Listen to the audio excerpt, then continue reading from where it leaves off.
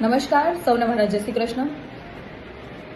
ગુજરાતમાં અને આપણા દેશની અંદર એક પ્રથા બની ગઈ છે કે જ્યારે ચૂંટણી આવે ત્યારે મોંઘવારી ખૂબ ઓછી થઈ જતી હોય છે, ઘણી બધી વસ્તુઓના ભાવ ઘટી જતા હોય છે, ગેસ સિલિન્ડર ફ્રીમાં આપવાની જાહેરાતો ચૂંટણી દરમિયાન થતી હોય છે અને ભાજપે હર હંમેશ ચૂંટણી પ્રચાર દરમિયાન આવી રીતે અલગ અલગ રાજ્યોમાં સિલિન્ડર આપવાની, મફત આપવાની આવી બધી જાહેરાતો કરે।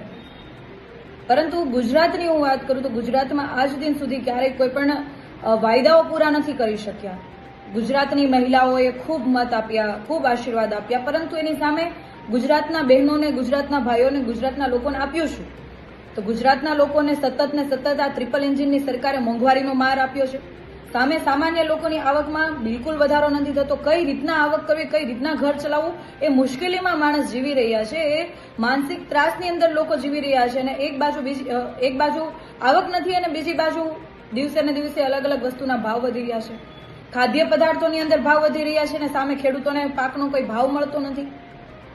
ગેસના બાટલામાં પણ 30 રૂપિયાનો વધારો થયો। એક સમય હતો કે જ્યારે 50 પૈસા કે 1 રૂપિયો પણ વધતો ને તો ભાજપની આખી ટોળકી, ભાજપનો મહિલા મોરચો, તમામ લોકો પ્રોટેસ્ટ કરવા નીકળી જતા અને 4 રસ્તાઓ પર બાટલા લઈને હાય હાયના નારા બોલાવતા હતા। પરંતુ આટલી બધી મોંઘવારી, એની સામે એટલો બધો ભાવ વધારો જે થઈ રહ્યો છે, તો અત્યારે કેમ મહિલા મોરચો ચૂપ છે ભાજપનો?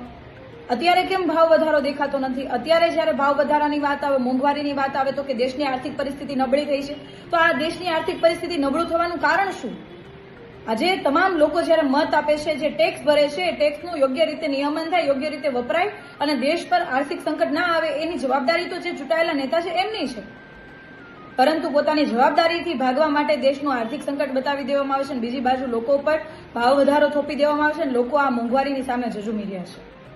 હું ગુજરાતના તમામ લોકોને કહેવા માંગુ છું કે હજી પણ આપણે કેટલુંક સહન કરીશું, હજી પણ આપણે સહન કરતા રહીશું તો આવનારો સમય ખૂબ ખરાબ ઊભો થશે।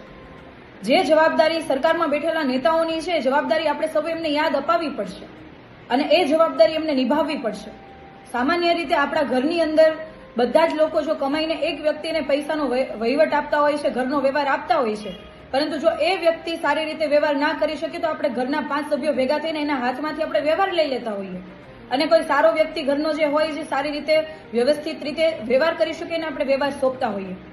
તો પછી આપણે આખા દેશનો વહીવટ કેવા લોકોના હાથમાં સોંપ્યો છે કે આપણે અત્યારે આર્થિક સંકટની અંદર આપણે બધા સંપડાઈ ગયા છીએ। દિવસે ને દિવસે ભાવ વધારાની સામે આપણે સૌ ઝઝૂમી રહ્યા છે, મોંઘવારીની સામે ઝઝૂમી રહ્યા છીએ અને અત્યારે તમામ ભાજપના નેતાઓ આ ભાવ વધારાની સામે મૌન છે, મહિલા મોરચો મૌન છે। હું સરકારને કહેવા માંગુ છું કે તમે જે ખાદ્ય પદાર્થોની અંદર જે ભાવ વધારો કરો છો, સામે ગેસ સિલિન્ડરની અંદર જે ભાવ વધારો કરો છો, એટલો ભાવ વધારો, અસહ્ય ભાવ વધારો લોકો પહોંચી નથી શકતા।